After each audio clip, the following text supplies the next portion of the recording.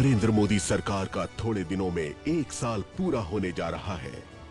ABP news पेश कर रहा है देश का मूड। नमस्कार, एबीपी न्यूज के खास शो देश का मूड के साथ हाजिर हूं मैं रुमाना इसार खान। नरेंद्र मोदी सरकार केंद्र में 1 साल पूरा करने जा रही है और देखिए, लोकसभा चुनाव से पहले प्रचार के दौरान नरेंद्र मोदी बार बार एक जुमला दोहराया करते थे कि 60 साल आपने दूसरों को मौका दिया, 60 महीने के लिए हमें मौका देकर देखिए। अब उन्हीं 60 महीने में से 12 महीने पूरे होने जा रहे हैं और ऐसे में इन 12 महीने में आर्थिक मोर्चे पर सरकार आज कहां खड़ी है। जो अच्छे दिन के सपने सरकार की तरफ से दिखाने की बात कही गई थी, वो कितने साकार होते हुए नजर आ रहे हैं। इन तमाम सवालों के हम जवाब टटोलेंगे। हमारे साथ 2 खास मेहमान इस वक्त मौजूद हैं। बीजेपी की तरफ से हमारे साथ शाहनवाज हुसैन साहब मौजूद हैं, कांग्रेस की तरफ से हमारे साथ शकील अहमद साहब मौजूद हैं और साथ ही हमारे साथ बीजेपी और कांग्रेस इन दोनों पार्टियों के छात्र संगठन एबीवीपी एनएसयूआई के छात्र यहां पर मौजूद हैं। बहुत बहुत स्वागत आप सभी का। तो आइए कार्यक्रम की शुरुआत करते हैं। सबसे पहले अपने दोनों खास मेहमानों को 30-30 सेकंड का मैं वक्त दूंगी। आर्थिक मोर्चे पर देश का मूड आप दोनों की नजर में क्या है इस वक्त, मोदी सरकार के 1 साल पूरे होने पर? शाहनवाज साहब। देखिए, 10 साल में जो गड्ढे कांग्रेस के दौर में बने थे आर्थिक पहलू पर, उसको भर दिया है मोदी जी ने। 12 महीने में देश में महंगाई कम हुई है, जीडीपी बढ़ी है, फॉरेन रिजर्व बढ़ा है, देश की शान बढ़ी है और आज हम गर्व के साथ कह रहे हैं कि भारत तरक्की कर रहा है। और आर्थिक मोर्चा हो या सामाजिक मोर्चा, हर मोर्चे पर भारत ने सफलता प्राप्त की जी। तो 30 सेकंड से पहले ही आपने बड़ी किफायती अंदाज में अपनी बात पूरी कर ली है और शकील साहब आपके 30 सेकंड अब शुरू होते हैं। ये देश का मूड उतना ही खराब है जितना खराब फोटो आपने मोदी जी का लगाया है। प्रधानमंत्री हमारे भी हैं, अच्छा फोटो लगाना चाहिए था, ये तो सोच अच्छा की मुद्रा फोटो नहीं में लगाया है। देश का मूड सचमुच बहुत खराब है। और आप देख लीजिए कि जब यूपीए की सरकार गई थी, जिस दिन मोदी जी आए थे, $1 की कीमत 58 रुपये 50 पैसे थी। कल वो मोदी जी की उम्र क्रॉस कर गए, 64 से ज़्यादा $1 की कीमत हो गई। यही आर्थिक स्थिति है। जो इंडस्ट्रियल ग्रोथ है वो पिछले 20 महीने में, यानी हमारी सरकार गए हुए लगभग 12 महीने होने वाले हैं जी। और 20 महीने में, यानी हमारे इस वक्त में जो भी सबसे खराब था, उससे भी ज्यादा खराब हो गई है। 30 सेकंड आपके पूरे हो रहे हैं। सचमुच बहुत खराब। ठीक है, आपने इतनी बात रखी। 30 सेकंड मूड खराब हो ना हो, कांग्रेस वालों का मूड ज्यादा, कांग्रेस वालों का मूड अच्छा होता जा रहा है इनकी खराबी के वजह से, लेकिन देश के दुख से हम भी दुखी हैं। किसानों की जमीन छीन के ये इंडस्ट्री को देने जा रहे हैं, ये मजदूरों की मजदूरी छीन के अपने कॉर्पोरेट हाउसेस को देने जा रहे हैं, अदानी साहब को देने जा रहे हैं। मैंने इसलिए कहा कि मोदी जी देश के प्रधानमंत्री हैं, अच्छी तस्वीर लगानी चाहिए, ऐसे खराब वो नहीं है जैसी तस्वीर आप लोगों ने लगाई। सर, बारी बारी से दोनों अगर अपनी बात रखेंगे तो दर्शक ज्यादा बेहतर तरीके से समझ पाएंगे। वक्त हमारे पास बहुत है, 1 घंटे का ये कार्यक्रम दिया था, तो मैंने बता दिया मैं अभी मेरी आवाज आपसे कमजोर नहीं है। जरा जल्दी से कुछ सवाल ले लेते हैं। बिल्कुल, आप दोनों की आवाज एक दूसरे को टक्कर देती हुई है। पार्टी कमजोर है लेकिन आवाज शकील साहब की ठीक है, ये बात सही है। तालियां हो जाए जरा, तारीफें शुरू हो गई है एक दूसरे की। सवाल पार्टी इनकी 2 सीट पे पहुंच गई थी, हम तो अभी भी 44 से ऊपर है। जी, सवाल आपका किससे है? मैं संदीप कुमार हूँ, जेएनयू से हूँ। मेरा सवाल शकील साहब से है। भारत के इतिहास में, दुनिया के इतिहास में कभी ऐसा नहीं हुआ कि अमेरिका का राष्ट्रपति, दुनिया का जो सुपर पावर है, वो एक थर्ड वर्ल्ड कंट्रीज के, एक डेवलपिंग कंट्रीज के कंट्री का टाइम मैगजीन के लिए प्रोफाइल लिखा हो और उसका टाइटल दिया हो रिफॉर्मिस्ट प्राइम मिनिस्टर। ठीक है, तो ये इससे पता चलता है कि भारत और मोदी का किस प्रकार से भारत में ही नहीं दुनिया में एक छाप छूटा है। दूसरा बात, आईएमएफ जो वर्ल्ड इकोनॉमी को कंट्रोल करती, वर्ल्ड इकोनॉमी को चलाती है, वो पिछले साल 2 महीने पहले उसका रिपोर्ट आया है। वो कहा है कि इंडिया का इकोनॉमी जो है सुपरसीड करेगा चाइना की इकोनॉमी से, जो अभी चाइना का सेकेंड लार्जेस्ट इकोनॉमी है। इससे साबित होता है कि भारत प्रधानमंत्री मोदी के अंदर में किस प्रकार से इकोनॉमिकली ग्रोथ कर रही है। और बहुत सारी ऐसी चीज़ें हैं जो मैं आपको गिना सकता हूँ, 10 मिनट बोल सकता हूँ, जो बताता है कि 10 महीने की सरकार, 12 महीने की सरकार में जो यूपीए की सरकार और कांग्रेस की 60 साल की ठीक है, चलिए जवाब लेते हैं। तो क्या सिर्फ विरोध के नाम पर विरोध कर रही है कांग्रेस पार्टी? देखिए, मैंने अपने ओपनिंग रिमार्क्स में ही कह दिया था कि आप जो बोल रहे हैं वो बिल्कुल गलत है। आपने सवाल नहीं पूछा मुझसे, आपने अपनी बात कही। गलत इसलिए है कि मैंने कल ही कहा कि 20 महीने में सबसे कम डॉलर जो है वो 64 रुपये चला गया। जब हमने सरकार छोड़ी थी तो 58 रुपये था। नहीं, लेकिन अब शकील बता साहब, दीजिए ये जो इकोनॉमिक रेटिंग सुधार एजेंसीज कैसे थी, हुआ? वो कितना नकारात्मक रेटिंग भारत को दे रही थी, इस बात का श्रेय तो आप देंगे ना मोदी स्वाभाविक सरकार रूप से को? बिल्कुल नहीं। रेटिंग आप उम्मीद करते हैं भाषणों पर, लेकिन जो अचीवमेंट्स हुए हैं उनको आप सामने रखिए।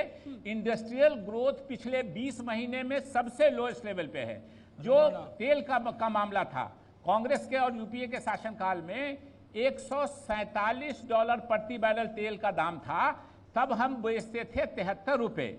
आज $45 है तेल का इंटरनेशनल मार्केट में। 147 से घट के $45 हो गया और मार्केट में 64 रुपये पेट्रोल बिक रहा है। आप दाम देखिए कहाँ नीचे गया इंटरनेशनल मार्केट में, कहाँ ऊपर।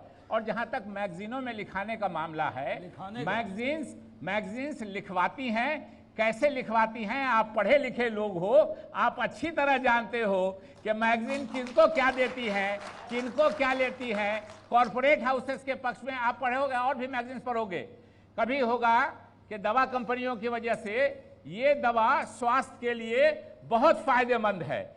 4 महीना 6 महीना उसका चलेगा, फिर उसके बाद उसी मैगजीन में एक दूसरा लेख आएगा कि ये दवा जो है ये स्वास्थ्य के लिए बहुत ही हानिकारक है, इसको नहीं खाना चाहिए। ठीक है, तो चलिए कैसे आइए रिपोर्ट एक सवाल लिखाया और जल्दी से लिखा शाहनवाज जी जाता से है, मिलेगा, काउंटर ये करने का आप मैं हम मौका सब दूंगी जानते हैं। आपको। जी, शाहनवाज जी से हैं कि सर, तो काले धन पर आपका क्या कहना है?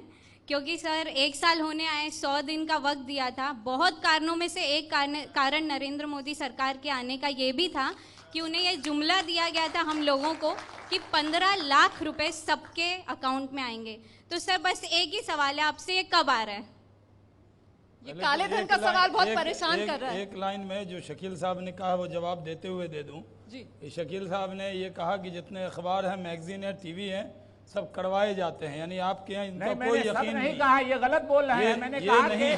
बहुत लोग कैसे करवाते हैं, ये गलत मैगजीन चीज कर रहे हैं बात को। टाइम मैगजीन पर भी, टाइम मैगजीन पर इनके प्रधानमंत्री का, मेरे नहीं, शकील साहब के भी प्रधानमंत्री का नाम टाइम मैगजीन पर आया, तो एक भारतीय होने के नाते इनको खुशी नहीं हो रही? बहुत गलत मामले में आया, खुश होना चाहिए। झूठ मामले में आया। देश के ये नागरिक हैं, उसके प्रधानमंत्री की तस्वीर टाइम मैगजीन पर आया। पहले मैंने नहीं टोका, मैं जवाब दे रहा हूँ। इतना घिनौना काम किया है मेरी आवाज मैं भारत को कहा है कि ये भिखमंगों का देश था। जब इन्होंने भारत को कहा है जब इन्होंने बोला तो मैंने नहीं बोला। भारत को इसलिए कहा मेरा है कि स्कैम पहले आप बोलिए, मुझे बोलने दीजिए। फिर प्रधानमंत्री ने इतना गलत काम किया है विदेश में जाके, और तो भारत की इतनी मान हानि की है। शकील साहब, आपको बात रखने का मैं पूरा मौका दे रही हूं। करना चाहते हैं, एक-एक करके इसलिए इनको बता देते हैं कि मैंने सभी पत्रिकाओं को नहीं कहा है। इन्होंने ठीक है, सफाई दे रहे हैं।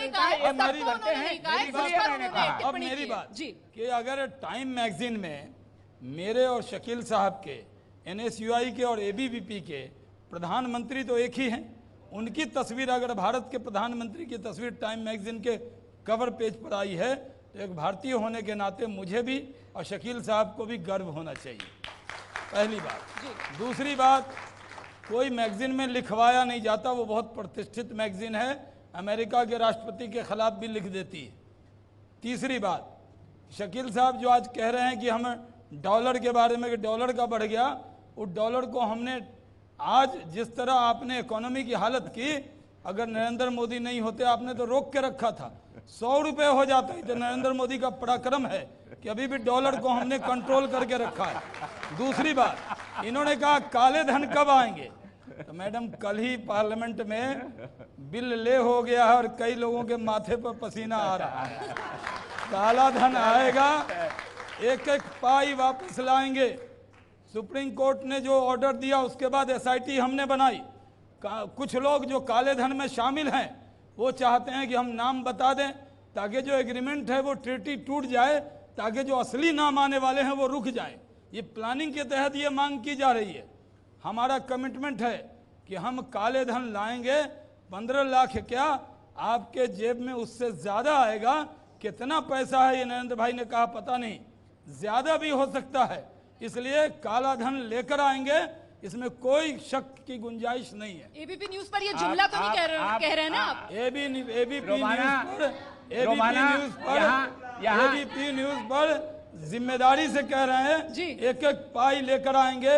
जो लोग ये समझते हैं ठीक है कि साहब, उनके आप हंगामे से काला धन रुक जाएगा, जल्दी से वो आगे रुकने वाला बढ़ते हैं। नहीं, हम लोग लेकिन लेकर आएंगे। सवाल इसलिए क्योंकि कई बार तो सरकार पर अपने ही सवाल उठा रहे हैं। जरा आर्थिक सुधारों के मुद्दे पर नहीं किस रोमाना, तरीके एक से मिनट, आरोप एक बात बोलने प्रत्यारोप का दीजिए दौर ना, चल रहा है। एक बात जरा बोलने एक नजर इस पर डालते दीजिए। हैं। ये छात्र छात्राओं को जी वर्गलाना नहीं चाहिए। इस जिस बिल की बात मोदी राज में आर्थिक सुधार हुए। Economic growth has increased by a percentage point. Today, business sentiments in India are the strongest among major Asian markets. Consumer confidence in India has turned positive after 3 years. Growth in the 8 core sectors of the economy has increased sharply.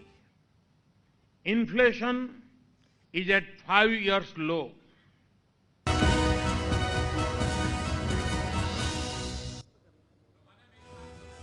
जी मैं ये जो हमने अभी सुनाया जो प्रधानमंत्री नरेंद्र मोदी साहब कह रहे हैं शाहनवाज जी, लेकिन सवाल ये है कि महंगाई का मुद्दा हो या फिर इंडस्ट्रियल ग्रोथ का मुद्दा हो, जिस तरीके की उम्मीद आम लोगों ने की थी, क्योंकि चुनाव प्रचार के दौरान प्रधानमंत्री नरेंद्र मोदी जब भी किसी रैली को संबोधित करते थे तो वो सीधे सवाल पूछते थे, नौकरी मिलती है? लोग कहते थे नहीं मिलती। वो कहते थे महंगाई से निजात मिली? लोग कहते थे नहीं मिली। वो कहते थे किसान को उसकी खेती की पसीने की कमाई मिली? लोग कहते थे नहीं मिली। अब लोगों से अगर सवाल पूछेंगे ना तो अभी भी जवाब यही है, नहीं मिली। महंगाई कम नहीं हुई है, क्यों? देखिए, महंगाई कम हुई है, मेक इन इंडिया प्रोजेक्ट शुरू हुआ है। मैंने पहली लाइन में आपको कहा इतने गड्ढे इकोनॉमिक सेक्टर में इन्होंने किए हैं कि उसको भरने में ये 12 महीना बहुत कम है। हम शुरुआत कर रहे हैं। हम इस देश का, नरेंद्र भाई, इस देश का पुनर्निर्माण कर रहे हैं। इन्होंने तो पूरी तरह देश की इकोनॉमी को चौपट कर दिया था। घोटालों की सरकार कही जाती थी। आप कहिए कि नरेंद्र मोदी की सरकार आई, क्या फायदा हुआ देश को? एक मिसाल दे दूं, इन्होंने कोल का स्कैम किया। हम लोगों ने कहा 2 लाख करोड़ का स्कैम है, ये कहते थे झूठ बोल रहे हैं। उसी को हमने कैंसिल किया। 20 खदान का ऑक्शन किया और इस भारत माता के खजाने में 2 लाख करोड़ नरेंद्र मोदी ने लाकर रख दिया। तो आप कहिए जिस देश को ये जो बात आप अभी कह रहे हैं, कांग्रेस के दौर सवाल ये उठते हैं कांग्रेस कि के आप दौर लोग में नीतियां नहीं कांग्रेस सुर्खियां बनाने के लिए ये बयान दे रहे हैं। कांग्रेस के दौर में शाहनवाज साहब, मेरा 2 लाख सवाल, करोड़ की लूट अभी जो हमने 2 लाख करोड़ की आपने बात की, नहीं। इससे भी भ्रम फैलता है ना जनता में, क्योंकि ये 2 लाख करोड़ जो है वो 30 साल में आएगा, वो भी 6000 के हिसाब से आएगा सालाना, और वो भी अगर 100% उत्पादन होता है। तो जो आरोप लगते हैं आपकी सरकार पर कि काम इतना नहीं हो रहा है, लेकिन वाहवाही बटोरने के लिए सुर्खियां बनाई जा रही हैं। हम 2 लाख करोड़ ला रहे हैं तो आप कह रही हैं वाहवाही है, और हम ये घोटाला कर गए थे, इनके लिए ताली बजा दी। नहीं, मैं उनसे सवाल पूछूंगी, लेकिन मोदी सरकार के ये 12 महीने और इन 12 महीनों में एक ऐसा बिल जो मोदी सरकार के गले की फांस बन गया, वो दरअसल भूमि अधिग्रहण बिल है। किसी भी प्रोजेक्ट के लिए जाहिर सी बात है जमीन की जरूरत है, लेकिन किस तरीके से ये जमीन बिल सियासत की जमीन साबित हो रहा है पार्टियों के लिए, जरा एक नजर इस पर डालते हैं।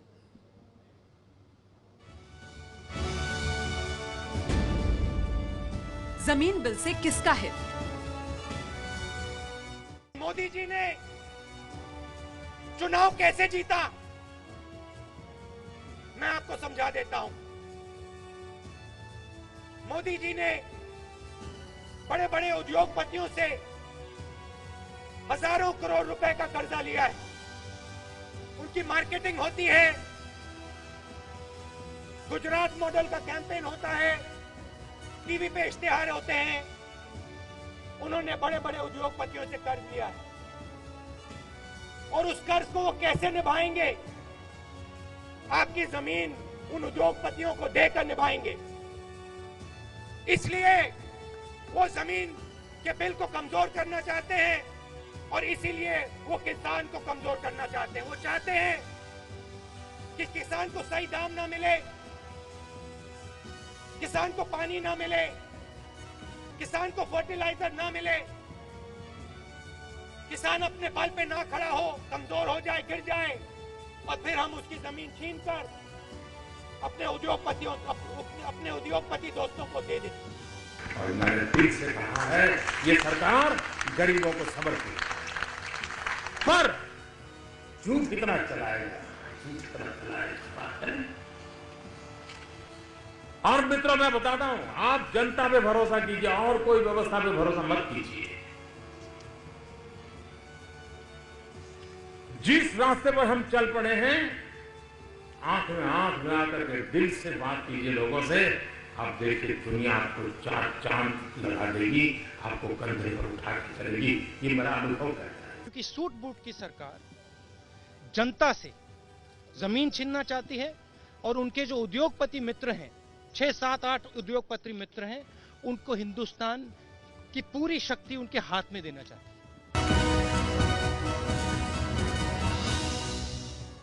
शाहनवाज साहब, क्यों जनता में ये संदेश जा रहा है कि ये जमीन बिल जो है वो दरअसल अमीरों के हित में, इंडस्ट्रियलिस्ट के हित में है? राहुल गांधी का अगर पार्लियामेंट का बयान आप निकाल लेते परसों का, एक दिन कबल का, उसमें कह रहे हैं कि फूड पार्क जो है वो बना रहे थे और कैंसिल क्यों कर दिया, क्योंकि 70 एकड़ ज़मीन में फूड पार्क बनता तो किसानों को इससे बड़ा लाभ होता। तो हवा में तो फूड पार्क नहीं बनता उनका, ज़मीन पर बनता, ज़मीन किसानों की होती, उससे किसानों का फ़ायदा होता। नरेंद्र भाई क्या कह रहे हैं, जो लैंड एक्विजिशन बिल है उसमें हम 1 इंच ज़मीन, जो राहुल गांधी का आरोप है वो पूरी तरह निराधार है, 1 इंच ज़मीन भी कॉरपोरेट को हम लोग देने वाले नहीं। लेकिन क्या नहर के लिए ज़मीन नहीं चाहिए? क्या रोड के लिए ज़मीन नहीं चाहिए? क्या रेल के लिए ज़मीन नहीं चाहिए? और जो रोड के पास में हम लोग ने कहा कि हम ज़मीन उतनी लेंगे, कांग्रेस के ज़माने में अभी देखिए पूरी दिल्ली एक्वायर करके रखी हुई है, बाद में किसानों से ले लेते हैं और कई साल बाद बेच देते हैं। हम लोगों ने कहा जितनी ज़मीन चाहिए उतनी एक्वायर करेंगे और रोड जहां बनाएंगे उसी के साथ इंडस्ट्रियल कॉरिडोर बनाएंगे ताकि किसान उधर खेती करे, उनके बच्चे आकर रोड के किनारे जो फैक्ट्रियां लगी हों उसमें काम करें। तो ज़मीन के साथ किसानों को उद्योग भी चाहिए और उद्योग में उनके बच्चों को रोजगार भी चाहिए। अगर किसानों के लिए, गरीबों के लिए इतने फायदे का सौदा है ये जमीन बिल, तो फिर क्या इसे सरकार की नाकामी माना जाए कि वो आम लोगों में, अगर आपके कहने के अनुसार भ्रम ये विपक्ष की तरफ से फैलाया जा रहा है, उसे फैलाने में माहिर हैं लोग, उसे काउंटर करने में आप लोग नाकाम हो गए? एकदम हम इनके हर सवाल का जवाब रखते हैं और इनके हर मर्ज का इलाज रखते हैं। रोमाना आपको हम समझा देते हैं।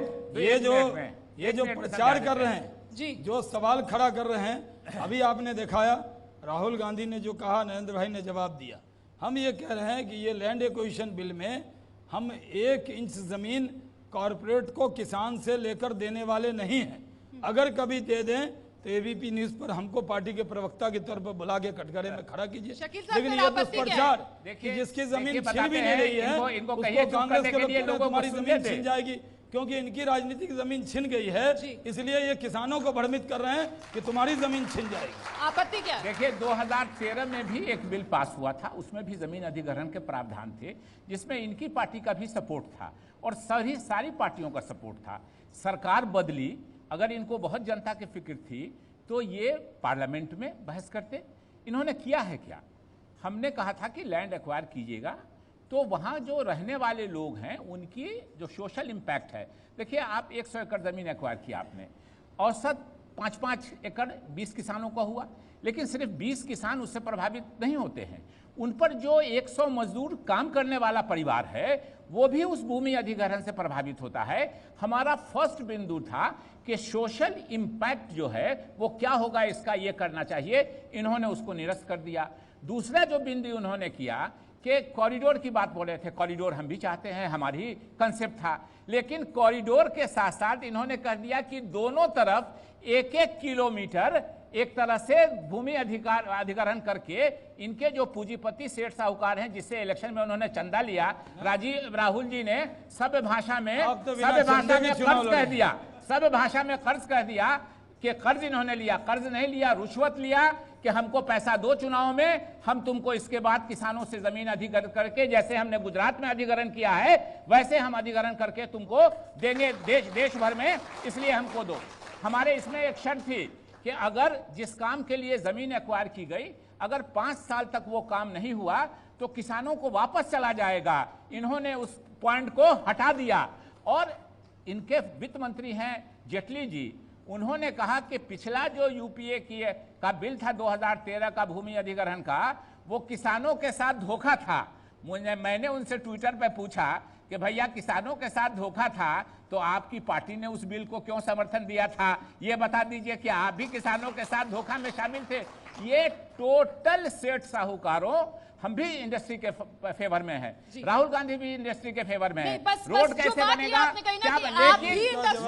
लेकिन हाँ, जो 2013 का बिल था, मेरा सवाल उस पर है। उस 2013 के बिल को लेकर सवाल ये उठे कि वो इतना सख्त बिल आपने बना दिया कि एक तरफ ये एक्सट्रीम देखने के लिए मिल रही है और दूसरी तरफ वो एक्सट्रीम जो आपके वक्त में देखने के लिए मिली, और 1 लाख करोड़ का निवेश जो लटक गया आपके बिल की वजह से। मैं वही कह रहा हूं कि हम लोग इंडस्ट्री के फेवर में हैं, हम लोग बिजनेस हाउसेस जो हैं उनको कोई घाटा नहीं हो, कॉर्पोरेट के दुश्मन नहीं है, लेकिन किसानों की जमीन और मजदूरों का रोजगार छीन के जो सरकार ये काम करेगी हम उसका खिलाफ करेंगे, चाहे उसका रिजल्ट कुछ भी हो।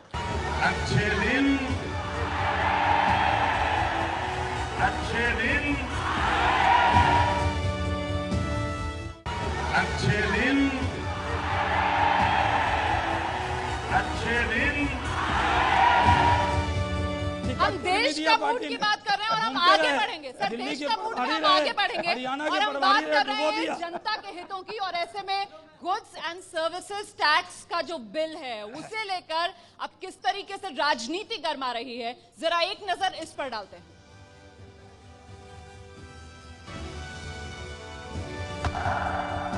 जीएसटी से राज्यों को फायदा या नुकसान? The whole process of indirect taxation in India will change once the GST itself is implemented.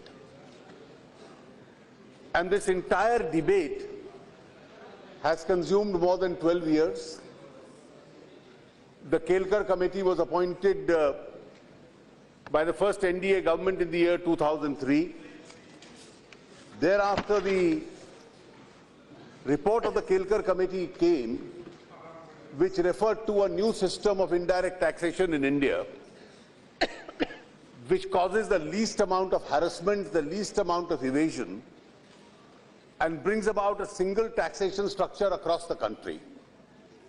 The advantage of such a structure would be that besides being a destination tax, it would involve several important features. There will be uniformity of taxation as far as the whole country is concerned. हमारा ये bill है, उसमें वो 8-9 amendments लाए हैं, इसीलिए हम ये चाहते हैं कि जो 8-9 अमेंडमेंट है उसका क्या रिपरकशन होगा, इसके लिए स्टैंडिंग कमेटी के भेज दीजिए और उसको टाइम लिमिट कर दीजिए, 1 महीना 2 महीने के अंदर वो वापस आए जैसा स्टैंडिंग कमेटी से। तो ये बड़ा दिलचस्प है कि सत्ता पक्ष में जब कोई दल होता है तो उसका अलग नजरिया होता है और जब विपक्ष में वो दल आ जाता है तब उसका अलग नजरिया हो जाता है। ये वही बिल जिसका समर्थन कांग्रेस यूपीए करती आई, लेकिन अब डटकर आप इसका विरोध कर रहे हैं। सवाल मैं नहीं, यहाँ पर ये सवाल पूछना चाहते हैं छात्र। मैं जहीर मंसूरी दिल्ली यूनिवर्सिटी से हूँ। मेरा क्वेश्चन शकील जी से, मैं ये पूछना चाहूँगा कि आज गुड्स एंड सर्विसेज के आज सभी समर्थन में हो तो आप इस तरह से क्यों भाग रहे हैं? बहुत अच्छा सवाल किया है, आपको बहुत धन्यवाद। आपकी भी जानकारी और अपने युवा मित्रों की, ये कांग्रेस का बिल था, goods and services tax, GST जिसको कहते हैं, ये हमने लाया था बिल।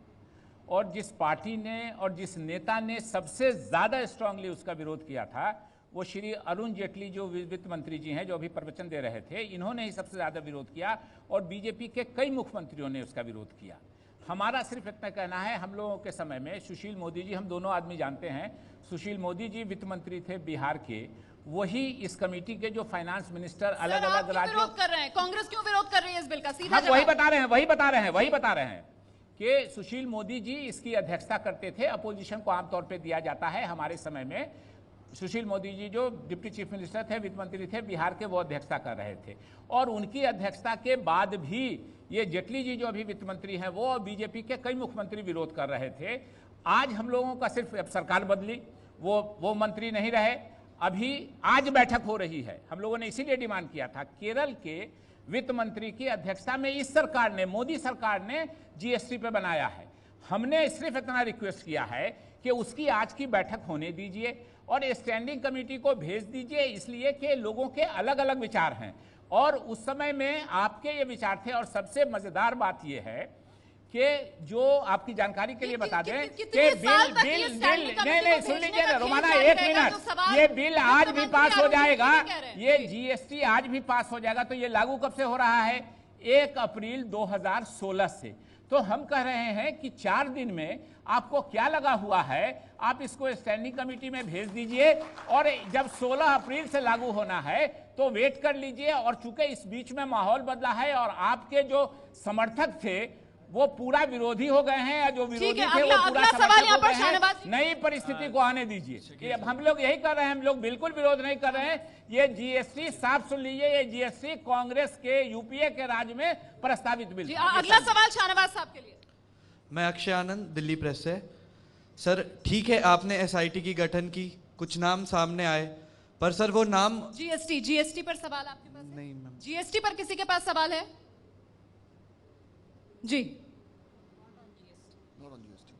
ठीक है, तो जीएसटी पर देखिए इसमें सवाल कुछ नहीं है। मैंने आपको पहले कहा कि कांग्रेस हर चीज को डिले करना चाहती है और ये तारीफ कर रहे हैं कि जेटली साहब ने विरोध किया।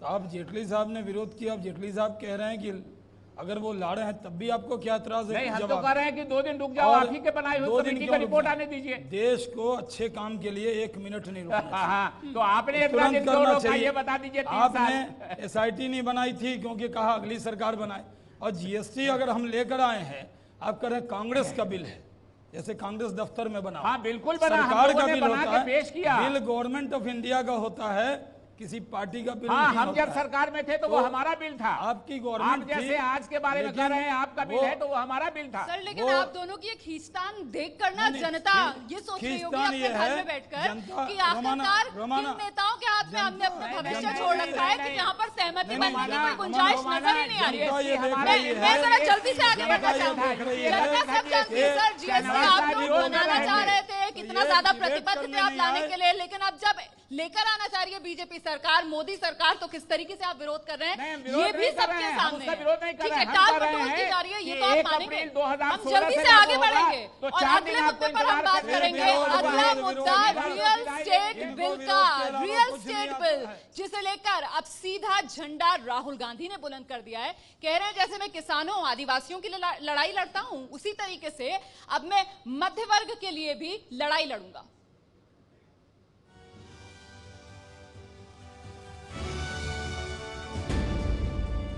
रियल स्टेट बिल से किसे फायदा? मगर आज मुझे सीखने को मिला है कि जमीन के मामले में मिडिल क्लास लोगों को भी दबाया जाता है। जिस प्रकार से मैं आदिवासियों के साथ खड़ा हूं, जिस प्रकार से मैं मजदूरों के साथ खड़ा हूं, उसी प्रकार से मैं इनके साथ खड़ा हुआ हूं। हमारे बिल में क्लियर ट्रांसपेरेंसी, कारपेट एरिया जो आपने साइन किया है वो आपको मिलना चाहिए। तो इन चीजों को उन्होंने डाइल्यूट किया है। प्रो बायर था, प्रो बिल्डर बना दिया। शाहनवाज साहब, ये रियल स्टेट बिल, इससे पहले भूमि अधिग्रहण बिल, जीएसटी को लेकर हमने चर्चा की। ये क्या बात है कि आखिरकार यूपीए सरकार के वक्त के जितने बिल थे उनमें सब में कहीं ना कहीं कोई पेच लाकर आप इस तरीके से बिल को बदल देते हैं कि फिर विपक्ष सामने आता है और अब राहुल गांधी कह रहे हैं कि देखिए ये तो बिल्डर्स के हित में हो गया। देखिए कांग्रेस आई जो है वो अब कांग्रेस विरोध हो गई है, उसका एक ही काम है सिर्फ विरोध करना। राहुल गांधी जी हमारे 10 साल तक हम पार्लियामेंट में साथ ही रहे, 10 साल में शायद 14-15 मिनट कभी बोले होंगे। अभी जब से बैंकॉक से लौटे हैं, 56 दिन बाहर, जब 56 दिन के बाद वहाँ जो ज्ञान उनका बढ़ा है और वहाँ सही है, स्टडी किया होगा।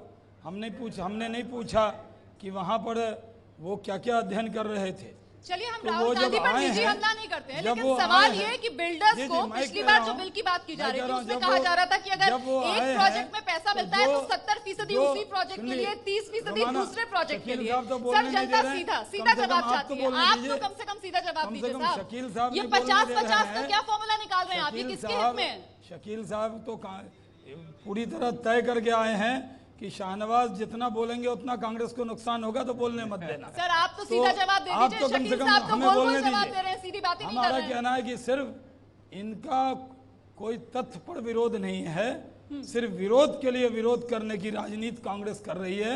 इसलिए राहुल गांधी सुबह उठते हैं, उठकर विषय उठाते हैं विरोध का, एक जुमला तय कर लेते हैं, कभी सूट बूट बोल देते हैं, कभी वो कहते हैं आपने बदलाव और बदले की राजनीति कहते हैं। तो आजकल एक नई कंपनी उन्होंने हायर की है जो उनको एक वन लाइनर दे देती है और हर बिल का विरोध करना है।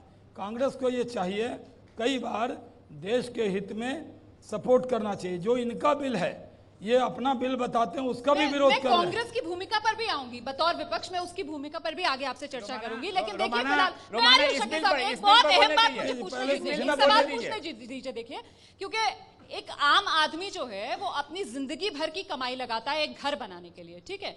अब उस घर को लेकर किस तरीके की घपलेबाजी होती है, खासतौर से महानगरों की अगर बात की जाए, नहीं कैसे रोक रहे हैं आप उसे? आप कह रहे हैं कि बिल्डर को आपने छूट दे दी, लेआउट प्लान में वो कोई भी बदलाव कर ले।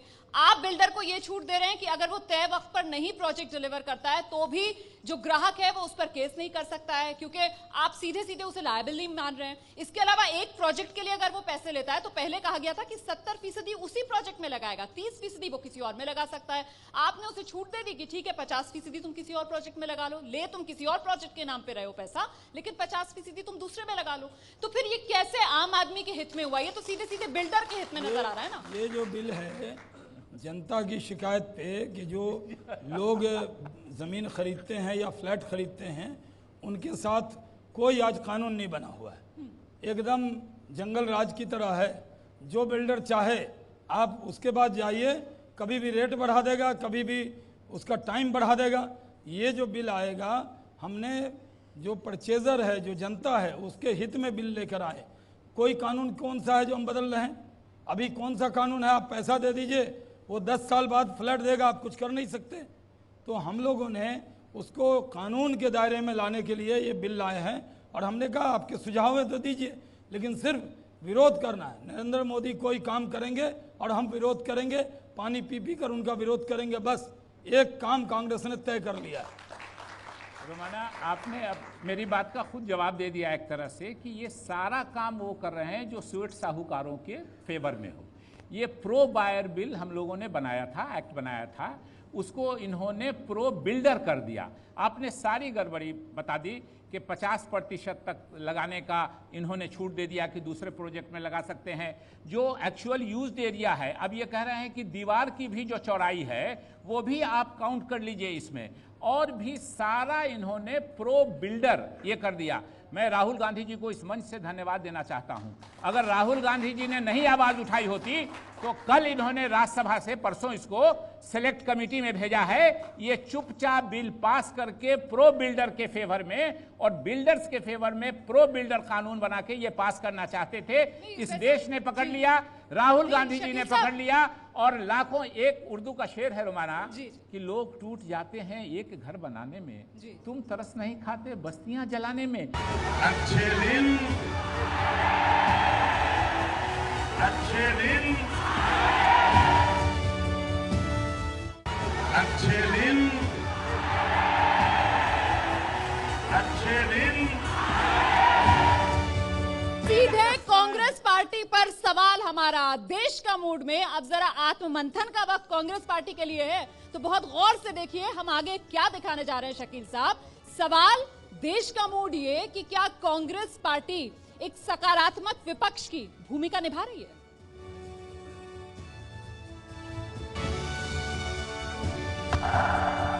क्या कांग्रेस सुधारों में रोड़ा अटका रही है?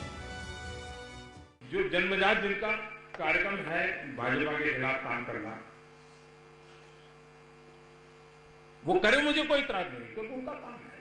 लेकिन पता होना चाहिए आप न्यूट्रल नहीं हो, ये पता होना चाहिए दुनिया को। आप जो करें वो गलत नहीं है, आपके विचार है और लोकतंत्र में आपको हक है, हमारी भारोभार आलोचना, लेकिन न्यूट्रल होने का क्लेम करने का हक नहीं है ऐसे लोगों को। महंगाई, होलसेल प्राइस इन्फ्लेशन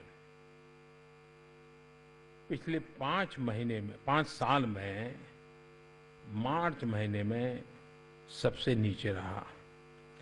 जनवरी 2014 में ये 5.03 था, वो जनवरी 2015 में -0.39 था। अब मुझे बताइए ये गरीबों के लाभ में आएगा नहीं आएगा? कंज्यूमर प्राइस इंडेक्स इन्फ्लेशन नवंबर 2013 में 11.24% था, मार्च 2015 में 5.17% था। मुझे बताइए ये गरीब के लिए हुआ कि नहीं हुआ? फूड इन्फ्लेशन नवंबर 2013 में 14.7% था, जनवरी 2015 में 6.1% हुआ। अब देखिए सारी चीजें इतनी साफ है। अमेरिका के प्रेसिडेंट क्या कहते हैं, वर्ल्ड बैंक के प्रेसिडेंट क्या कहते हैं, IMF क्या कह रहा है, वर्ल्ड बैंक क्या कह रही है, सब मानते हैं कि दुनिया की सबसे तेज गति से आगे बढ़ रही इकोनॉमी भारत है, दुनिया की सबसे तेज गति से। सवाल बड़ा सीधा है कि कांग्रेस क्यों मोदी सरकार के हर काम में रोड़ा अटका रही है? इसलिए कि ये जनता के हितों को, ये बिल्डर्स के हित में काम करते हैं, ये कॉर्पोरेट हाउसेस के हित में काम करते हैं, ये किसानों के खिलाफ काम करते हैं, ये मजदूरों के खिलाफ काम करते हैं। जो सेठ साहूकारों से इन्होंने चुनाव में पैसा लिया उसको जमीन लेके देना चाहते हैं। तो स्वाभाविक रूप से जब भी ये जनता के खिलाफ काम करेंगे, किसानों के खिलाफ काम करेंगे, मजदूरों के, रूलिंग पार्टी का काम क्या है? ठीक है, मैं जवाब लूंगी। जो बात आप कह रहे हैं शाहनवाज साहब, दिक्कत यही है क्या आप लोगों के साथ कि आप लोग खुद हाथ में मुद्दे थमा रहे हैं विपक्ष के कि एक जमीन अधिग्रहण बिल था, आपने उसमें ऐसे पेच ला दिए, अब ये नया रियल स्टेट बिल था, इसमें आपने ऐसा मोड़ तोड़ दिया कि आप खुद ही प्लेट में सजा सजा के विपक्ष के हाथ में मुद्दे थमा रहे हैं। नेट का मामला लीजिए ना, नेट का मामला लीजिए ना, नेट न्यूट्रलिटी की बात होती है। हमारे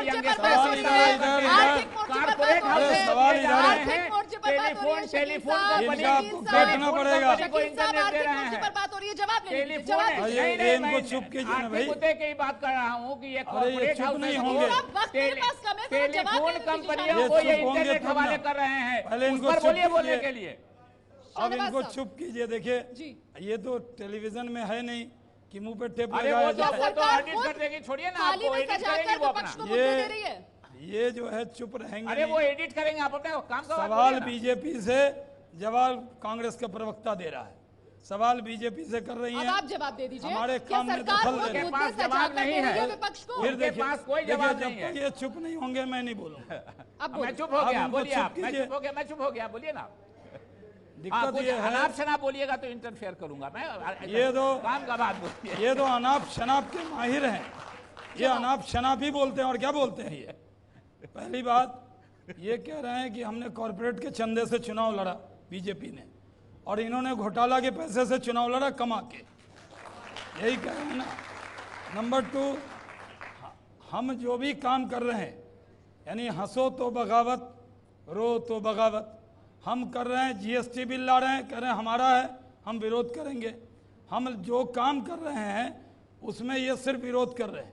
तो इनसे जो आपने सवाल किया कि आप इस काम का विरोध क्यों कर रहे हैं, इसका कोई जवाब इनके पास नहीं।